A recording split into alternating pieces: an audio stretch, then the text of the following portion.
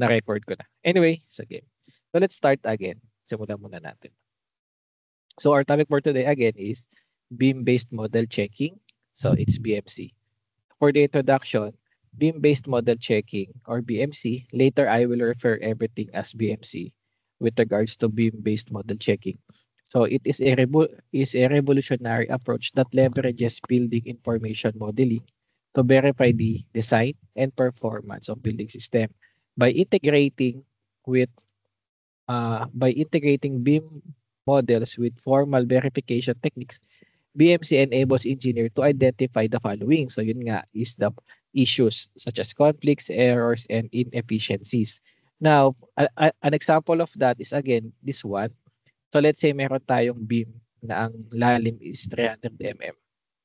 Now, ito yung finished floor level natin, yung ibabaw ng beam, yan yung, let's say yan yung second floor.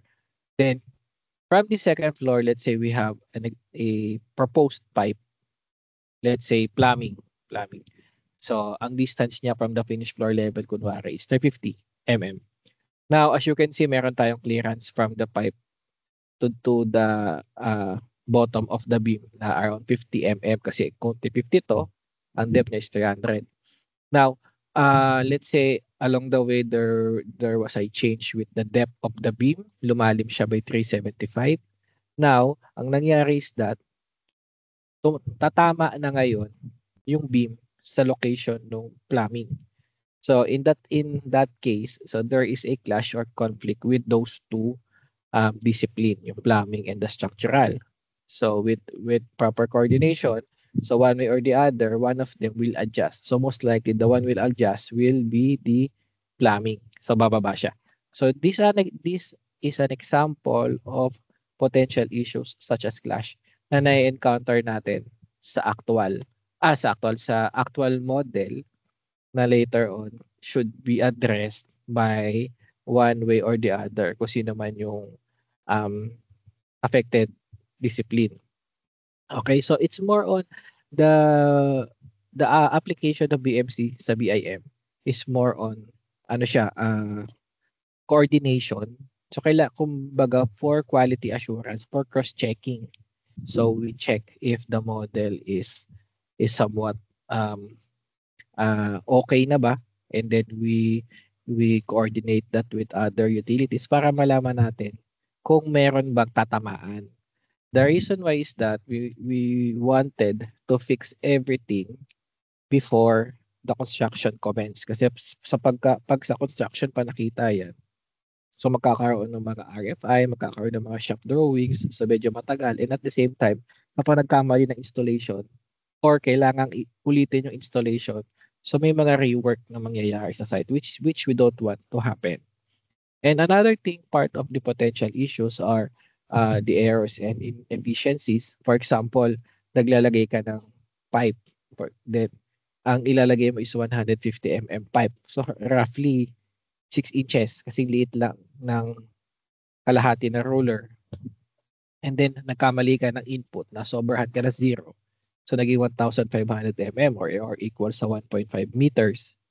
So, yung mga ganong bagay na pagka na-model, so obviously malaki. So, nakikita natin yung merong error dito. Baka may mga typo, ganyan. So, para maiwasan natin yung production niya sa plan or yung ma-print sa plan na ganun yung detail. Tapos, yun yung mabili on site. So, that would somehow affect the construction na later on. Pagka nabili yun, tapos mali pala, di may rework sila tapos meron silang repurchase. So in the end, so it will be costly para again doon sa project. So we do BMC in the early stages of the process doon sa design part pa lang. Okay? So kung ang process natin is from conceptual design, detail design, tapos construction and operation and maintenance. So at ano pa lang, at the design stage, so we make sure we address those and we try to mitigate those para maiwasan natin yung cost implication later on. This is proactive approach to help, ayun na nga yung sinasabi natin, to reduce work and improve project efficiency and also ensure the overall quality and sustainability of buildings. So I don't think I need to explain this furthermore kasi nasabi na natin yan kanina. And then BMC is particularly valuable for complex project involving multiple discipline as it provides a comprehensive view of the entire building system and facilitates collaboration among stakeholders. So class take note, the application of BIM and BMC is beneficial kapag mga complex ang project. Like, kunwari gagawa ka ng airport, ganyan, gagawa ka ng mga convention center, yun talagang massive, malakihan. Pero kung maliit lang naman, like mga residential houses, kasi it would also incur as cost kapag mag-a-apply tayo ng BIM sa isang project. Now, yung mga simple projects, pwedeng wala na, pwedeng ang way of QA na lang is through plan checking, yung the conventional way, the manual way, kaysa yung BIM. Pero yun nga, it doesn't necessarily mean na kahit sinabi ko simple sila is hindi sila pwedeng gamitan. Pwede pa din, kaya lang may cost implication kasi whenever you apply BIM. So it's somewhat more on mga complex project, mga infrastructure projects, yung mas magandang gamitan ng BIM na may VMC. Okay? Then at the end of this lesson, so the learner or kayong mga students would be able to understand the BIM-based model checking. So somewhat maintindihan natin bakit ba natin ginagawa yun or ano bang benefit, ano bang maidudulot sa atin kapag ina-apply natin yung BIM-based model checking. Hindi lang yung nag-model ka na hindi makita ni client. So hindi lang, dati kasi ganun magmo-model ka, ma-appreciate ni client. Ganyan pala yung gusto kong mangyari. Kaya lang, yung in detailed way nun na makita ng engineers naman or architects yung mga clashes para mas mapadali yung trabaho nila at ma-address agad yung mga um, yung mga potential issues. So yun, that's the one of the um ano to, one of the usage or benefit na makukuha from BMC. And the next is familiarize with the significance of of BMC sa structural design. Okay? So let's further define BMC. So it is a process which it is the process which processes, so pinaprocess natin the content of information in BIM files in according to rules as predefined procedures.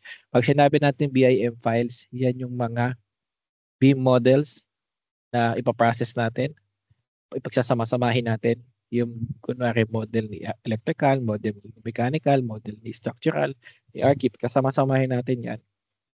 And then we process it, we run a certain rule set kung saan kapag nakita natin yung mga clashes, ipo-prompt natin, kunwari si electrical, ikaw yung mag-adjust kasi based sa rule, hindi pwedeng galawin to. O sasabihin natin, mechanical, kailangan mo mag-adjust kasi hindi pwedeng i-adjust si structural kasi walang paglilipatan and so on. So more on, yung rule set is we set that or we create rules for the clashes or for the processing nung clashes lang lahat ng mga BIM files para yun yung susundin nating basis. Now, if there would be case-to-case scenario where the rule set won't apply, so that's the time that both parties involved will collaborate and will discuss who will adjust or what will be done on the next steps. Okay? So take note, yung rule set din naman na ginagawa natin is hindi naman siya fixed. So it can be altered, but this rule set will somehow identify right there and then all the clashes that will be highlighted along the way. And then yun, pwede naman siyang ma-adjust later on. Then the components of BMC consist of three components. Sa una is yung software, rule set, tsaka BIM files. So these three, yung ginagamit natin, the software, yung ating, I think nasabi ko last time is the Navisworks or other software. And then rule set, so we identify that By the way, the basis of the rule set pertains on the um, ano to, standards and manuals, like yung mga government manuals, government uh, procedurals na doon natin ibinabase yung rule set. Okay? Like yung kunwari minimum sizes, minimum clearances, ganyan. So meron tayong mga basis niyan, hindi lang natin yan sineset basta-basta. So it would depend on what discipline and what standard they are using. Like for example sa atin sa Philippines, ang gamit sa structural is NSCP o yung National Structural Code of the Philippines. Ganyan, pag sinabi nating mga road projects, we have the DPWH, GGCS, um, yun, then, and so on. Sa RK, meron silang building code. Okay? And so on. So, yun yung mga basis na rule set. And then, yun, the PIM files, these are the files that came from each discipline that will need to be collaborated under the single software.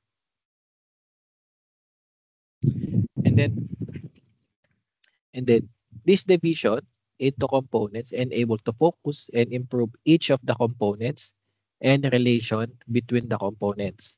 BMC is therefore not only solved by buying software and hit the checking button. Okay. Then BMC perhaps one of the best ways to illustrate the power of relevant information BIM files. So meaning um, with processing with the processing of the BIM files through BMC. So doon natin na na na check yung mga relevant informations under each BIM files. Then statements like improving the BIM by enriching the model and increase the amount of information are not valuable unless the information is relevant for the information required to process the rule. The rule must also be relevant for what one intends to check. The development of new rules or adaptation of existing rules is often required. So let's take note whenever we do check a certain model with a certain rule set. If you will not if your approach is you will run everything, lahat ng model, lahat ng rule set will apply. So for example, if you want only na ano ba yung mga model from other discipline na magka-clash sa structural member. So yung rule set lang ni structural member dapat ang sine-check mo.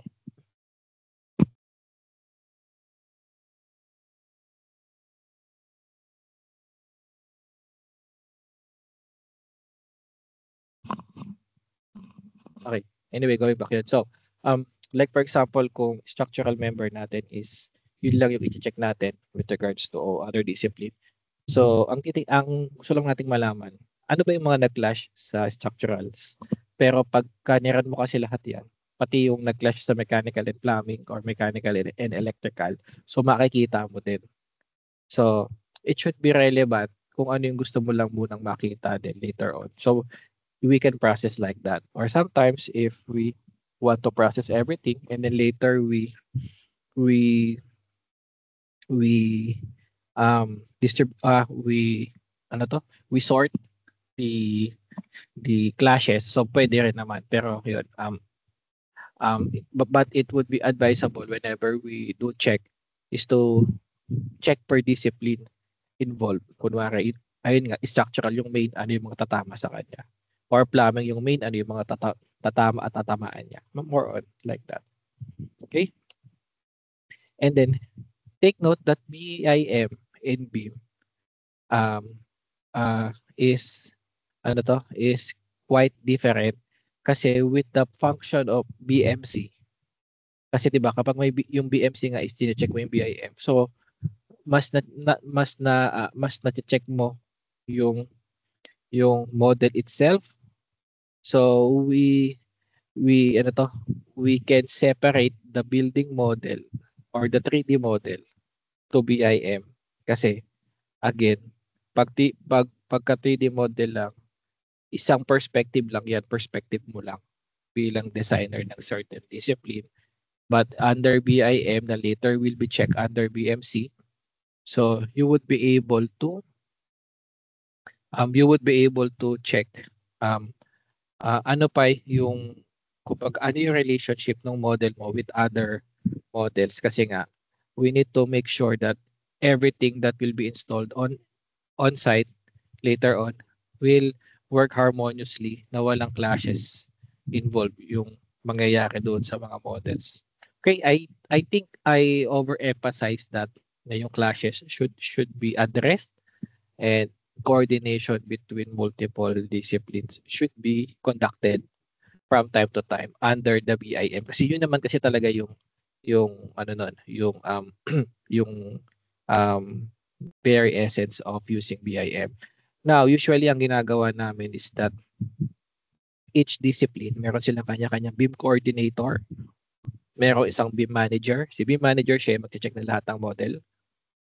Kung magka-clash yung mga models, i-inform na lahat ng coordinator. Si coordinator, kung meron pa siyang mga yung mga modeler designer, so siya magsasabi ng nag-clash to, kailangan mong i-adjust, ganito, ganyan. So parang more on in terms of the organizational chart, si BIM manager yung nasa taas. On BIM aspect lang ha, siya yung nasa taas. Tapos, meron siyang parang under yung mga BIM coordinator that would represent yung each discipline. Pero take note, yung mga designer under BIM coordinator, hindi sila directly reporting with the BIM manager or the BIM coordinator. More on yung BIM coordinator would only relay the information highlighted sa BMC papunta doon sa design team. Okay? So I hope clear 'yon. Parang ganito. So kung meron kang BIM manager, tapos meron kang mga BIM coordinator, sabihin natin number na lang 1, 2, 3, 4, 5. So lahat sila, they are reporting sa BIM manager. On the other hand, kunwari meron kang structural team. So meron kang designer, meron kang drafter, meron kang modeler, then meron kang BIM coordinator. Sabihin natin si BIM coordinator 1, ito siya. So dalawa yung ano niya, dalawang team siya nagre-report. Kasi so lahat ng information dito na makukuha niya sa BIM manager based on checking, i-relay niya yan sa team using this organizational chart. Okay, then meron silang sariling structural design manager. Okay, so yun, more on siya yung magko-coordinate with the team na kailangan nating i-adjust to. More on like that. Okay? Now, after we model the required, so ang next step natin, let's create now let's create the rules. So with the rules, so yun na nga, as I've said a while ago, it's based on standards, it's based on the minimum or the non-negotiable. So sa rule set, meron tayong mga non-negotiable or meron tayong mga minimum, like for example, minimum distances, minimum clearance, minimum width, ganyan, minimum opening. So ayan, mga minimum. Ibig sabihin pwedeng lumaki or maximum, or pwedeng sabihin hindi na pwedeng lumaki beyond that. Then we have also the non-negotiables, like kunwari yung structural member natin, bawal butasan or bawal may magpa-pass through ng mga utilities kasi mako-compromise yung ating yung ating structural integrity. So after that, once everything is set and then we already have the model, we collaborate, we do the model check. Okay, in terms of clash detection. So it somehow yung BMC is somewhat synonymous with the clash detection. Although take note that under BMC, hindi lang clash yung chine-check niya, pati yung errors and inefficiencies or discrepancy. So ang clash detection only part of BMC, pero often it is synonymous with that. Okay, clash detection is a useful way to demonstrate benefits of BIM. Ito, as I've said before, yan, Naviswork is one of the softwares na ginagamit. Okay? And then, meron pang isa na Solibri. So, I'm not familiar with this one kasi ang ginagamit ko is Naviswork. Okay, so clash detection in the BIM is one of the most common ways to demonstrate the practical uses of BMC. BMC replaces or support the traditional quality assessment of drawings. Before, nung wala pang BIM, actually naabutan ko siya. Actually, although hanggang ngayon pa naman, hindi naman lahat kasi ng project naka-BIM. Yung mga maliliit lang pwedeng hindi na mag-BIM. So, the way for us to check the quality assessment is through checking of plans. So, kung magaling ka na mag-check ng plans at seasoned engineer or architect ka, na-visualize mo sa utak mo ano itsura nung nakikita mo sa plan. Kapag medyo bago ka, it would be very hard for you unless yun nga years of practice. Now, with the aid of BIM, so mas madali na yun kasi mas madali na siya makita. Na-omit na yung traditional way of QA ng mga drawings or ng design. Ang benefit lang for us having the traditional way, alam mo kung paano nag-work ang QA. Kasi at the end of the day, hindi naman natin pwedeng i-omit yung drawings kasi yan yung kailangan on-site, hindi naman 3D model. And probably, who knows, kung paano magiging integration ng 3D model sa construction. Pero as of the moment, everything is done sa paper. Okay? Ang itsura ng Naviswork is like this. Ayan siya. So makikita nyo dito kung anong itsura nung gusto mong makita. Pwede nyo i-highlight kung anong gusto nyo i-display.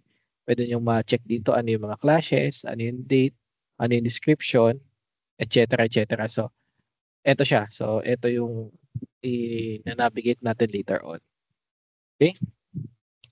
The application of Smart BMC, okay, the general challenge here is particularly clash detection kasi with this, there are massive of reporting ng mga non-real issues.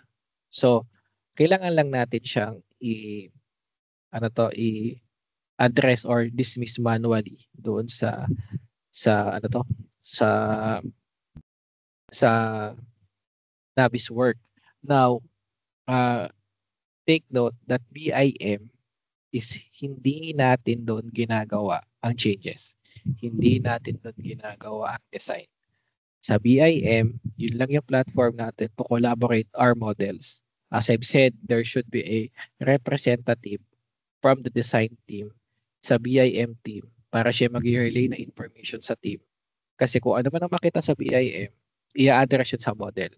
Kapag na-address sa model, magbibigay ng bagong BIM file yung design team and then it will be processed para ma-address para ma-check kung na-address na ba yung mga issues. And then sometimes there are issues naman na hindi naman kasi din talaga issue at all. An example of this is this one.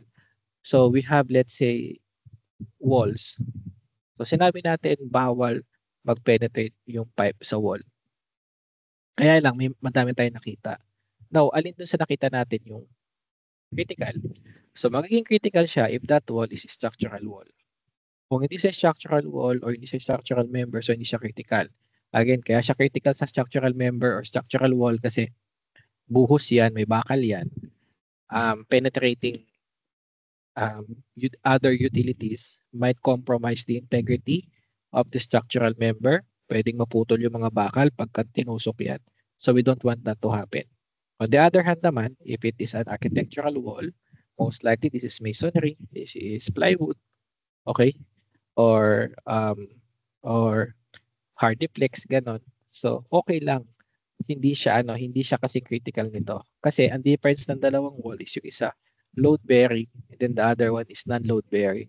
Meaning, pag tinanggal mo to, there would be structural implication sa ating construction, sa ating building. On the other hand naman, pag tinanggal mo ito, wala siyang any structural implication or any effect sa ating building. Okay? Another example is yung maliliit na pipe. Ito, yung low severity na maliliit na pipe. Although it clashes, sa actual, pwedeng i-bend na lang yan kasi maliit lang naman yan eh. Pwedeng lagyan ng mga fittings. Okay? So sa actual, pwede nang i-adjust yan. Ito naman, moderate. Let's say sabihin natin. Let's say sabihin natin is that this one. Si moderate,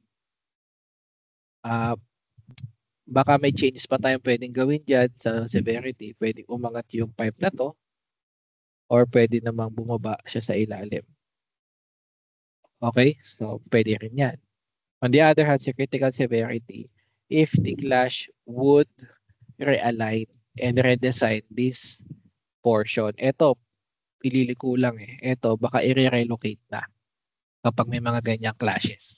So, that's how we categorize yung severity of the issues na nakikita natin. And then again, hindi lahat ng issues are tawag ito, are crucial. So yung mga yung mga critical lang kasi yung iba can be addressed, yung iba can be allowed. Sabi mo, hindi, okay lang yan. Katulad nito. Oh, okay lang yan. Walang problema dyan. And so on. Okay? So the adoption of BMC in the construction, so sabi dito ni Eastman doon sa published report sa McGraw-Hill Construction of 2012, that model checking is most important current BIM requirement to effectively advance the construction industry, followed by improved interoperability. So again, this is primarily because of the coordination and the collaboration of the disciplines that uses BIM. The main essence part kasi talaga ng BIM is aside from the clash detection and aside sa makita ni client kung ano yung itsura ng structure, is ang pinaka-essence niya is the collaboration. Yan yung pinaka-importante dyan. We collaborate using the 3D. Although we also collaborate using the manual approach, the traditional way, pero by merely applying BIM, so it would elevate the quality of the design that would somehow be beneficial sa construction industry later on. Okay, so yung ibang mga notes dito are just tawag dito statement from each individual. So let's skip for that for now. Basahin nyo na lang. Yan, so punta tayo dito sa components of BMC systems. So take note, as I've said, di ba, meron tayong model, meron tayong information from BIM file. Pasok mo sa model, process sa BMC. Using the rule set, makikita natin. Ipapasok mo yan sa software, tapos magpa-function yung software to check everything. And then kapag meron na tayong result, adjustment will be made with the model, with the actual design model, and then later magpo-provide ulit sila ng bagong BIM file. Pasok ulit, same rule set, etc. So it would goes in cycles until everything are addressed based on the BMC. Now, for the principles of based model checking in under BMC, so the component of BMC system, una is software includes the service and function and enabling import of BMC or BIM files, processing rules, visualization, and reporting issue. An overview of software is presented later in this course or in this model. Mamaya meron akong example na ipapakita sa inyo na yung parang actual example kung ano yung nakita, ano yung ginawa. Yung kanina pinakita ko lang ano yung mga clash, ano yung pwedeng gawin. Okay? Then, the quality of BIM file measured as the structure and content of relevant information is of high importance for reliable model check. Take note that whenever we do model check, usually dapat nagkakaroon ng model lock, meaning lahat ng designer mag-stop na sa pagmo-model, sa pagde-design at a certain period of time. magpa-process sila ng BIM file, ipapasa nila sa BIM manager, i-review. Kapag may result, ibabalik sa kanila. During that checking time, no one should alter their design. Kasi kapag inalter nila, kung ano man yung makitang error or issues ng BMC, maaaring hindi na nila makita kapag chinek na nila based on sa ginagalaw nilang model. Kaya tayo nagkakaroon ng model lock. Now, pwede rin maging case is that since nagagalaw ka ng model lock, hindi mo alam baka yung changes na ginagawa mo would add an additional clashes or issues with the other discipline. So again, take note, it is very important for us in model lock. Kumbaga, pens up, wala mo ng galawan, and then later, once everything is settled with the BMC, meron ng report. So, or meron ng result. That's the time na pwede na kayong bumalik ulit sa pag-proceed with the model. Okay. So, ito rule set. So, nasabi na natin to kanina. It is a collection of rules within one topic such as BIM validation, test detection, space validation, identifying updates between different versions of the design, comparing the structural versus architectural model, MEPF, and content BIM files.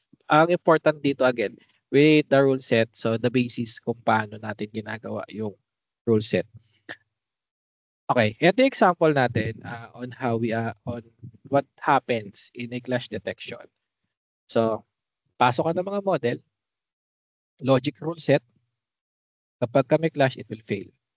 Kapag walang clash, it passed. Kapag kapag may part ng BIM file na hindi na-cover ng rule set, so not check yun. Okay? So, for example, this one. May error dito. Okay. Ignore nyo muna to kunwari, hindi sila nag-clash. Okay. So, sige, sabihin na lang muna natin talagang nag-clash sila pati dito sa isa. Let's say etong red na to, itong medyo pinkish is plumbing. Di ba ang plumbing is run by gravity. So hindi sila pwede basta-basta mag-adjust kasi hindi sila magpa-function well kapag i-adjust mo sila kasi nga by gravity yan. Now, eto mechanical ducting. Sabihin natin air conditioning to. Tapos etong red and blue, sabihin natin these are water lines. Sabihin natin hot and water line. Okay? So, na-clash. Sino sa kanila mag-a-adjust? So, unang-unang hindi pwedeng galawin si pipe ng plumbing kasi it runs by gravity. So, if that runs by gravity, so it would be very hard for that system to work kapag igagalaw mo yan. Kaya ang mag-a-adjust ngayon, si ducting magiging ganito. Iiwasan niya yan. Diretso siya. Now, since massive yung ducting, instead of making it straight, okay, kasi may another clash dito. So, we can also adjust na lang yung plumbing. Kasi plumbing yung water line. Kasi take note, water line is pressurized. So, it will run, yung water sa loob niyan will run through pressure. So, meaning, pwede silang mag-adjust kung maglalagay ka ng mga vents. So, sabihin natin yun nga. So, it can also be adjusted. And then let's say considering, for example, etong ducting na to, yung magenta, may concern dito sa kabilang side na hindi kita sa screen kasi masyado siyang malaki, ganyan. Like pagka tinuloy-tuloy natin, tatamaan. Or katulad dito, konti na lang naman yung iaangat niya, umangat na lang siya. Kesa siya magtuloy-tuloy ng nakaangat. So baka kulangan sa clearances. So, they can both adjust yung water tsaka itong mechanical. So ito yung example na sinasabi ko kanina, there are non-negotiable. Hindi kami pwede mag-adjust kasi by gravity kami. So yan yung mga non-negotiable.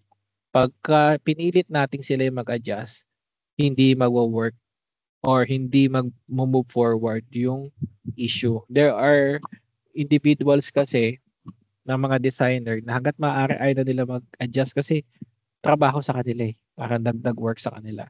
Pero we also take note, or we also need to consider that there are disciplines na kailangan talaga nating pagbigyan. Okay? So, marami na rin kasi ako na-encounter ng mga professionals na ayaw mag-adjust hanggang sa sasabihan na sila mag-adjust nung project manager, yung pinakamataas na ng project. Tsaka lang sila mag-a-adjust. So again, sa end natin, if we can and if it is easy for us to adjust, so be it. Or kahit na hindi siya easy, at pagtingin natin tayo yung nakikitang only solution for that to adjust. So we should adjust that. Okay? So that should be our mentality. Kaya ako to sinasabi kasi later on, um, pag natapos yun na yung diploma course nyo, then nagtuloy na kayo sa ladderized course ng CE. So, and then magiging engineer kayo balang araw. So, that should be the mindset. Yun, kumbaga, iwasan yung tinatamad sa pag-update ng mga models kasi, yun nga, the main reason why we have BIM is for us to collaborate. Okay? And then with that, so that's the end of my slide. Any question, class, with this? Wala. So class, next week, online pa din tayo. Pero I will just check kung meron tayong any announcement. If not, I might require you to attend the class and let's have a quiz kasi para makapag-meet na tayo as I've said a while ago. So yun, tawag dito. In case that we will be having quiz next week, so that would be, the topic would be modules 1 and 2. So basically what's ever on in this lang naman yan. In this tawag dito, in this module. So yun yung content lang naman ng ating quiz.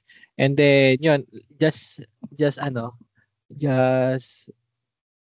wait for my further announcement if I will be requiring you to go to school next week for face-to-face. If not, it can be done naman sa mga succeeding face-to-face class natin. Okay? Any question? Class, baka may magtanong ulit para dun sa mga late nag-join. I-stop ko na pala muna yung recording.